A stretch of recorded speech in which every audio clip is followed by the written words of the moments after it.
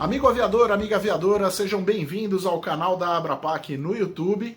E hoje a gente vai falar de um tema que cada vez mais é discutido na comunidade aeronáutica: a qualidade de vida no trabalho. A Abrapac, no ano passado, propôs ao CNPA a criação de uma comissão de qualidade de vida no trabalho dos pilotos. Isso foi aceito de forma unânime e hoje essa comissão é coordenada pela pesquisadora e psicóloga Karine Bayer, que vai conversar um pouquinho com a gente aqui hoje. Karine tem uma ampla atuação na aviação em fatores humanos, tem trabalhos acadêmicos muito importantes. Enfim, eu vou deixar ela explicar para a gente um pouquinho. Karine, eu gostaria que você primeiro fizesse uma introdução para a gente de toda a sua pesquisa e de toda essa questão da qualidade de vida no trabalho dos pilotos. Olá a todos. Bom, primeiramente eu quero agradecer, por mais uma vez a Abrapac tá dando essa oportunidade, para a gente multiplicar um pouco mais aí dos conhecimentos na área de fatores humanos na aviação, com o tema da qualidade de vida no trabalho e, sobretudo, a saúde emocional no trabalho, Bom, então, falando um pouco da pesquisa em que eu pude realizar, qual foi perguntada, é uma pesquisa realizada num programa de mestrado da Universidade de Brasília, pelo Núcleo de Ergonomia da Atividade, Cognição e Saúde, dirigida pelo professor Dr. Mário César Ferreira, e foi uma pesquisa que buscou avaliar a percepção global que os pilotos do transporte aéreo público regular de passageiros no Brasil têm com relação à sua qualidade de vida no trabalho, com base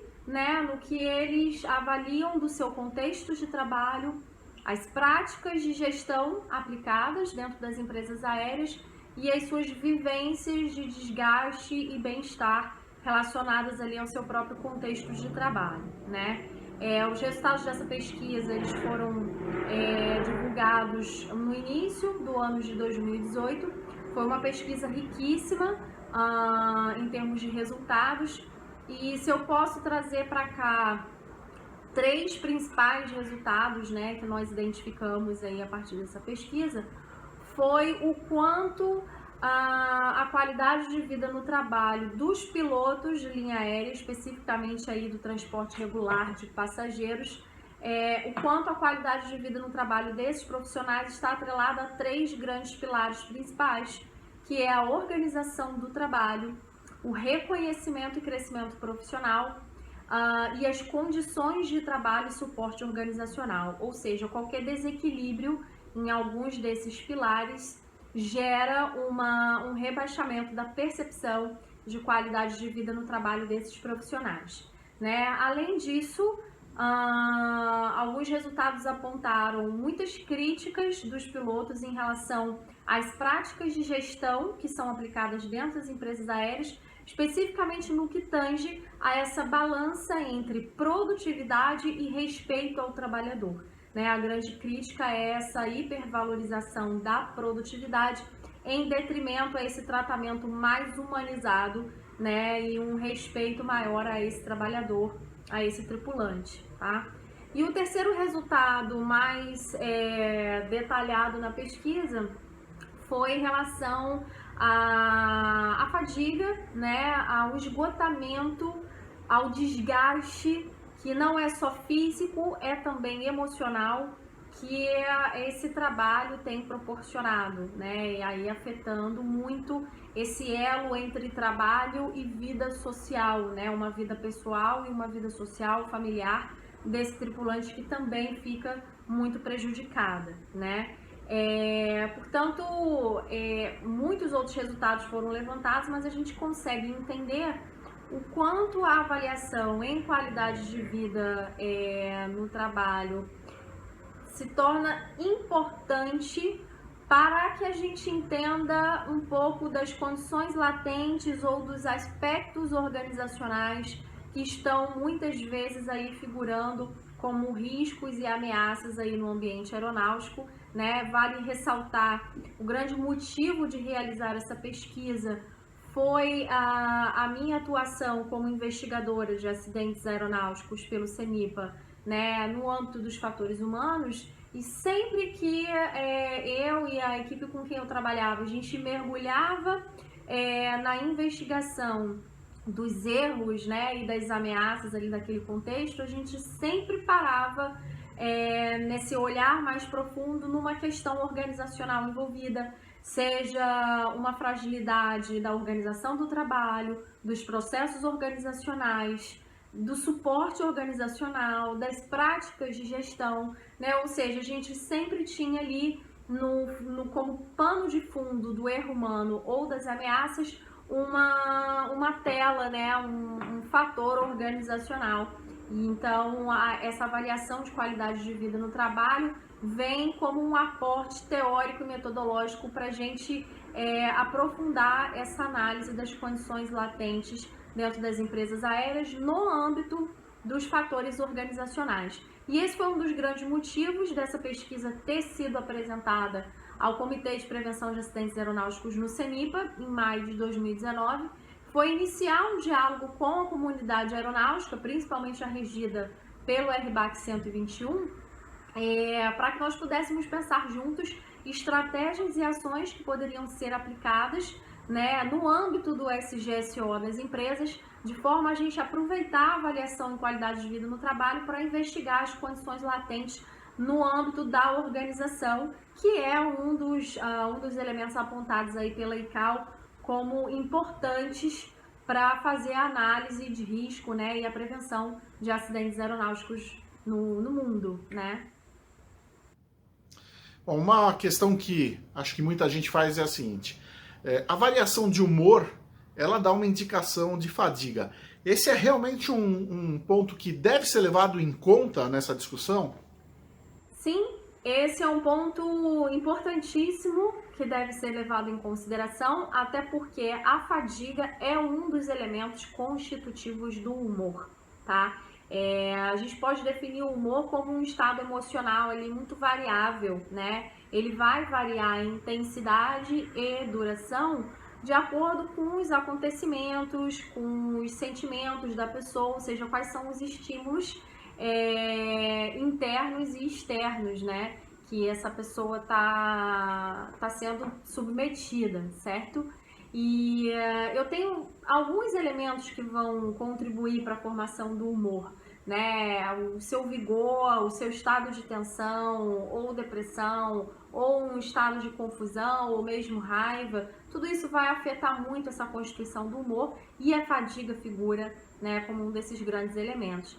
E a gente sabe, a fadiga ela não vai só gerar alguns prejuízos cognitivos, né, como a gente sempre pode apontar aí uma degradação maior do seu desempenho cognitivo, relacionado ali a uma degradação da atenção, da concentração, da memória, como também ela pode fomentar o desenvolvimento de alguns distúrbios de humor, como é o caso ali dos transtornos de ansiedade e depressão, que hoje figuram como os grandes transtornos aí de ordem psiquiátrica responsáveis pelo afastamento dos tripulantes do seu trabalho, né? Sem contar com o estado ali de irritabilidade que vem acompanhado com essa noção aí de esgotamento mental e físico, né? Um cansaço físico, e sem dúvida a irritabilidade ela fica atrelada a isso, né? Então, sim, falar sobre saúde emocional, né, associada ao tema da fadiga é uma coisa extremamente atual, né, sobretudo porque nós temos crescido cada vez mais o índice de afastamento do trabalho entre tripulantes, muito também entre comissários de voo, que tem esse fator aí dos distúrbios de humor como a sua grande origem. Então, sim, precisamos pensar sobre isso. Karine, a raiva, ela pode afetar a segurança de voo? Bom, eu penso que para responder essa pergunta, né, se a raiva influencia a segurança de voo, primeiro a gente precisa entender o que é essa emoção, a raiva, né? Por que ela está existindo? Ao que ela serve, né? A raiva é uma emoção muito primitiva do ser humano, né? E como toda emoção, a emoção ela instiga um movimento, né? Um comportamento para que se possa manter ali a sobrevivência, né, um estado de equilíbrio interno, psíquico, emocional ali do ser humano, tá? Então, da mesma forma, a raiva como uma emoção, se a emoção tem essa função de equilibrar, de sobreviver, né? Aí a raiva, ela tá a esse serviço também, né? De equilibrar um sistema interno. E um traço muito característico da raiva, né, é que ela é uma emoção que tem como um pano de fundo uma necessidade, uma expectativa que não foi atendida, que foi frustrada, né? Portanto, ela está muito associada a um estado de dor interna, né? O indivíduo que sente a raiva, ele é um ser em sofrimento, tá? Então, engana-se quem acha que a raiva é uma ferramenta somente do agressor, né? Ela muitas vezes também é a defesa da própria vítima, né? Por que eu tô falando isso tudo? Para que a gente entenda que a raiva por si só, ela não é uma emoção ruim. Ela é uma emoção integradora, primitiva, que serve para nos manter no estado interno equilibrado.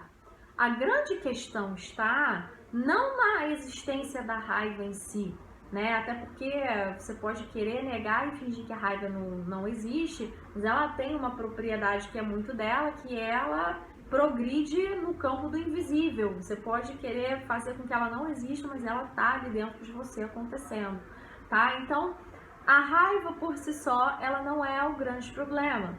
A grande questão está na forma como ela é canalizada, a forma como ela é manifestada, né? Ela pode ser inflada, ela pode ser reprimida, como também ela pode ser canalizada de uma forma disfuncional, em forma de um impulso muito agressivo por palavras ou ações, né? E aí sim ela ganha uma roupagem disfuncional. E aí sim ganha um sentido, né, da gente falar então sobre esse impacto que a raiva pode gerar sobre a segurança de voo, né? Olhando essa raiva somente no nível individual, é claro que ela pode afetar a segurança de voo ali, no sentido de que ela desvia um pouco o seu foco de atenção, a sua consciência situacional, né? Então, se você está com raiva de alguém ou de alguma coisa, você vai canalizar toda a sua atenção, toda a sua energia para aquilo, né? Então, se eu tenho um tripulante que em fase de voo do avião tá ali vivendo uma experiência de raiva, com certeza isso pode impactar ali nos níveis de atenção, de consciência situacional dele, porque a energia dele, todo o foco dele está direcionado para outra coisa, né? Então, logicamente, isso tem aí um prejuízo no desempenho cognitivo, psicomotor desse tripulante, tá? Por um desvio de atenção. Mas eu acho que tão ou até mais importante do que a gente avaliar esse impacto da raiva sobre a segurança de voo nesse sentido individual, é a gente ampliar esse olhar e se perguntar se essa raiva está sendo canalizada no ambiente de trabalho em relação a uma situação de trabalho. E aí sim, olhar para essa questão, né, trazendo aí essa pergunta, a raiva influencia a segurança de voo, isso triplica de importância. Porque se a raiva ela está sendo canalizada por um trabalhador no seu ambiente de trabalho em relação a uma situação de trabalho, no limite ele está gritando um desequilíbrio desse sistema de trabalho, né? Algo que foi desequilibrante o suficiente para desestabilizá-lo nessa forma impulsiva, nessa forma disfuncional, tá? Então, olhar o contexto de trabalho, a situação de trabalho, quando essa raiva é canalizada nesse contexto, triplica de importância, né? E aí, se a organização, né, se a empresa em que foi aí o canal, né, o grande palco desse evento, vai tratar desse assunto de uma forma disciplinar, ela tem direito de fazer isso, mas isso tem que ser feito de uma forma extremamente humanizada e ética. Porque, como eu disse lá no início, a raiva ela é a expressão de um indivíduo que tem uma dor interna por uma necessidade, por uma expectativa frustrada, né? Ele por si só é um indivíduo também em sofrimento, né? A gente precisa desfocar um pouco essa atenção desse mensageiro e entender essa mensagem, né? A solidez, deixar um pouco de lado essa solidez da raiva e entender o que está por trás dela, né? Portanto, quando a empresa vai tratar de uma forma disciplinar disso, em primeiro lugar, ela tem que entender ali que existe um trabalhador que se manifestou de uma forma disfuncional, porém é um trabalhador em sofrimento, né? Então, ela precisa ter um olhar humanizado para isso. Em segundo lugar, ele prestou um serviço, ainda que de uma maneira impulsiva, agressiva, né? Ele prestou um serviço importante de alarme desse sistema, de mostrar que existe alguma situação, alguma coisa naquele contexto que está em desequilíbrio, né? E que, portanto, por ele ter sinalizado isso, faz-se importantíssimo que essa gerência de safety ou quem vá cuidar desse trabalho inclua isso sim no seu processo de análise de ameaças, de gerenciamento de riscos, porque no limite, ainda que ele tenha se utilizado de uma forma disfuncional para se manifestar, ele manifestou um desequilíbrio desse sistema, tá? Se essa raiva estava sendo canalizada para uma situação de trabalho, tá? Então a gente tem aqui uma forma de observar uma condição latente, uma ameaça que deve ser gerenciada no âmbito da organização, no âmbito do contexto organizacional, compreende? Portanto, sim, a raiva ela pode influenciar a segurança de voo, não só no prejuízo à segurança de voo, como influenciar positivamente, porque ela está dando um alarme para uma situação em desequilíbrio nesse sistema de trabalho, ok? Bom, e para finalizar, Karine, eu queria te perguntar o seguinte: o que todos os envolvidos podem fazer para minimizar os episódios aí de perda de controle emocional, de raiva? O que pode ser feito? Bom, nesse caso, existem dois tipos de estratégia, né? Eu poderia dizer que existe uma estratégia reativa para lidar com isso, né? O que as pessoas podem fazer para diminuir, né? Ou para eliminar esses casos de perda de controle, de raiva. Existe uma estratégia reativa e existe uma estratégia preventiva, né? Eu vou falar primeiro da estratégia preventiva, que nesse caso eu diria é uma estratégia coletiva, uma estratégia organizacional, porque ela está bem afinada, né, ao que a gente acabou de falar aí sobre a mensagem, né, que a raiva traz quando ela está sendo canalizada em relação a uma situação de trabalho, né? Eu penso que do momento em que a raiva acontece nesse ambiente organizacional e é endereçada, né, a uma situação desse contexto, isso passa, né, o gerenciamento disso passa não só por uma responsabilidade individual de quem sente a raiva, mas sobretudo isso passa a ser também uma responsabilidade da organização, porque está envolvendo uma situação que ela é obrigada a gerir e manter um equilíbrio. Quem desenha os processos organizacionais são os dirigentes, são, né, os responsáveis pelo desenho daqueles processos, né? A gente sempre tem que lembrar que a organização ela é feita de gente, né? Então, quando eu responsabilizo essa organização, né, esses processos organizacionais ou suporte organizacional, existe uma equipe que está atuando em nome dela, né? Então, sim, essa estratégia coletiva preventiva parte dessas pessoas de olharem então para essa situação, né, que se manifestou desequilibrada, né, e olhar para essa condição latente, né, para essa ameaça e mitigá-la e consertá-la. Por que que essa situação gerou um estado, né, impulsivo de alguém? Qual é o erro dessa situação? Qual é a condição latente? Qual é o risco dela? No que ela está afetando a segurança de voo? Então, isso é uma estratégia coletiva, organizacional, de gerenciamento, né, e de mitigação dos riscos. Então, se eu conserto essa situação, se eu reequilibro essa situação de trabalho, eu estou, no fundo, minimizando, né, que essa possibilidade de que outros trabalhadores possam vir a manifestar o seu estresse, a sua insatisfação, a sua frustração e a sua raiva sobre isso de novo, tá? Então, essa é uma grande estratégia coletiva.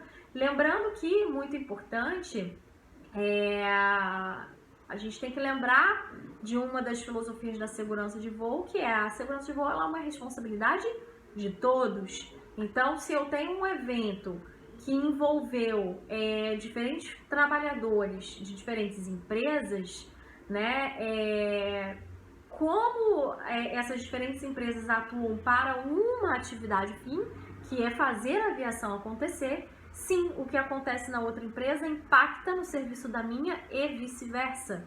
E em sendo a segurança de voo uma responsabilidade de todos, passa a ser minha também uma responsabilidade de sinalizar a outra organização o problema existente que pode estar sendo existente nela, tá? Porque isso também é uma forma de gerenciar. Obviamente você não vai bater na casa do outro obrigando o outro a fazer X, Y, Z solução, mas a sua obrigação enquanto organização é de repassar essa informação, né? De notificar essa circunstância e aí a outra empresa faz a adoção da medida mitigadora que ela achar mais pertinente para o caso, tá? Então essa é uma estratégia coletiva.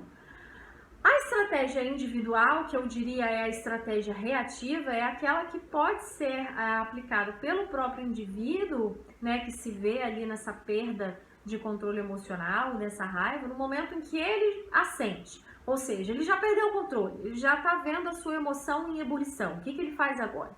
Então, reativamente, né, existe uma estratégia que hoje muito tem se trabalhado no âmbito da psicologia para a manutenção de uma saúde emocional, que é uma técnica que a gente chama uma técnica de atenção plena, né, ou muito conhecida por aí hoje de mindfulness, né, que é no momento em que você se percebe que houve essa perda do controle emocional, você faz uma espécie de atenção plena, de uma canalização de toda a sua atenção para rever, para repensar, para sentir tudo aquilo que está acontecendo com o seu corpo naquele momento, né? Como se você saísse do seu lugar e se olhasse de cima, né? Sem julgamentos, sem juízo de valores, só se observa, né? É uma técnica que faz você ter uma ampliação de consciência, né? É uma técnica de atenção plena que amplia o seu estado de consciência sobre si mesmo, né?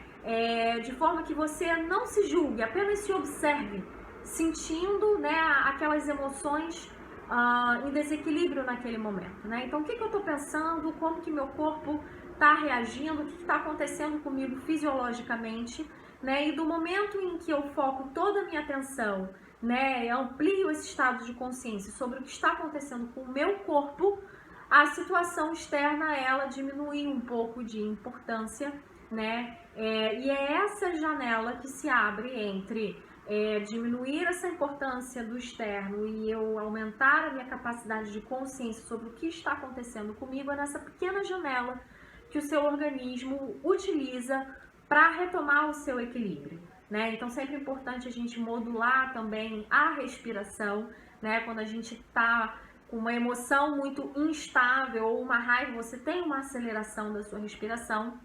E essa respiração acelerada vai jogar uma mensagem para o seu cérebro de que você está num contexto ameaçador, né? Portanto, ele vai jogar mais cortisol na sua corrente sanguínea, que é o que a gente chama de hormônio do estresse.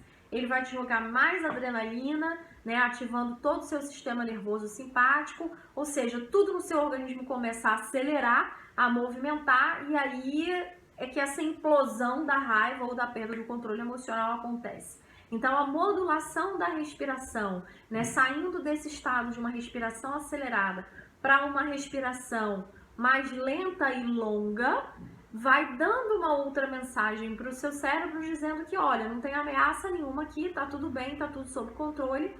Tanto está sob controle que eu estou conseguindo respirar de uma forma mais longa, de uma forma mais profunda e lenta. E aí, então, o seu cérebro vai entendendo que ele precisa remodular, então, toda essa química, né, cerebral, esses hormônios aí, e ao invés dele te jogar adrenalina, ele vai te jogar ali outros hormônios que vão estar mais relacionados ao seu equilíbrio emocional, à sua paz, né, mais endorfina, mais dopamina, né, que são os hormônios ali que vão trazer você para um equilíbrio emocional, para um bem-estar, né, um estado um pouco mais leve, certo? Então essa é uma técnica, né, que a gente pode usar individualmente de uma forma reativa para se automodular no momento que você já se vê nessa perda de controle, né? É uma estratégia ali à mão que o indivíduo pode ter para retomar a sua calma, retomar o seu equilíbrio, né? Então, na união dessas duas estratégias, né, tanto individual quanto organizacional, a gente consegue trabalhar, né, a modulação dessa perda de controle emocional, né, dessa raiva, desse humor um pouco instável, né, para um humor mais equilibrado. Então é isso. Agradecemos muito então a Karine Bayer por essa entrevista espetacular aqui que você pode acompanhar no canal de vídeos do YouTube da Abrapac. E recomendamos, você piloto, você aviador, você que está assistindo, divulgue o site da Abrapac, www.pilotos.org.br, nossas redes sociais, estamos no Twitter, no LinkedIn, no YouTube, no Instagram e também o nosso canal de vídeos aqui no YouTube. Muito obrigado e até a próxima!